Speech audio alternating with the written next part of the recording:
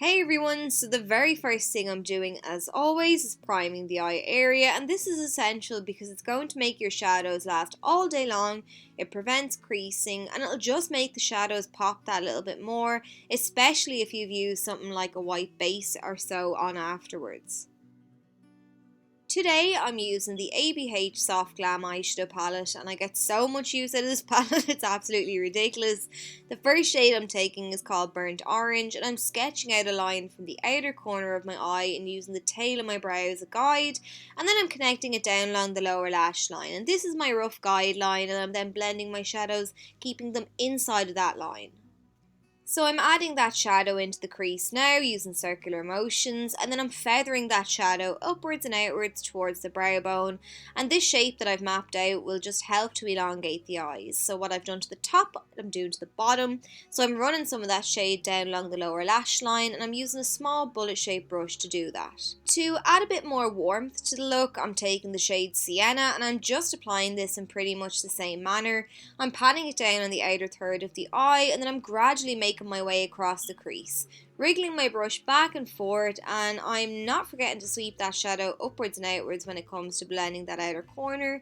And once I've finished in the crease, I'm going back in with my small bullet shaped brush and a bit more of that eyeshadow, and I'm running it down along the lower lash line, making sure to connect things up on that outer edge.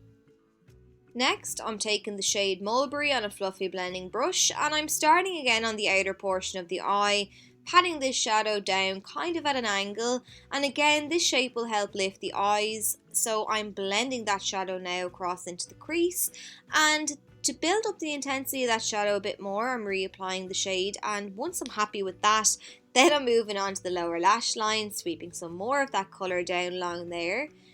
Next then, I'm taking the shade Noir, which is a matte black eyeshadow, and because this is a dark shade and I need to be quite precise with my shadow, I'm taking a small pencil brush and I'm using this to apply the shade. Once again, I'm applying this eyeshadow at an angle and sweeping it upwards towards the crease. Then I'm taking a small angled brush and I'm picking up some more of that black eyeshadow and I'm packing it down along the lower lash line, getting it right into those lashes. Then I'm taking some of the shade Mulberry again on a small bullet shaped brush and I'm using that to fade out the black. Now I'm taking my Catrice Liquid Camouflage Concealer, and I actually haven't used this in a while, it's an old favourite of mine, and I'm just using that now to clean up the inner half of my lid.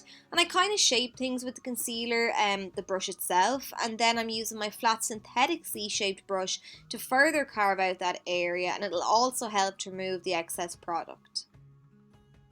Now I'm taking the shade Sultry and I've picked up some of that on my brush, sprayed it with a little bit of water, and now I'm pressing that shadow on top of the concealer and I'm layering the shadow up a couple of times to really make it pop.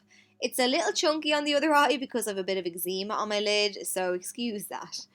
Next then, I'm running a little of that black eyeshadow just above the sultry shade on the inner corner of the eye just to connect that black across the crease. Then for my inner corner highlight, I'm mixing these two golden tones and I'm patting them around the tear duct of the eye just to add a bit of a pop and a bit of a sheen to that area. For my waterline, I'm taking a black kohl liner and I'm running this back and forward inside the eye. Then for lashes, I'm using these ones from Kiss and I'm applying those. And to finish off the look, I'm using some mascara to blend my own lashes in with the false ones. And then that's it.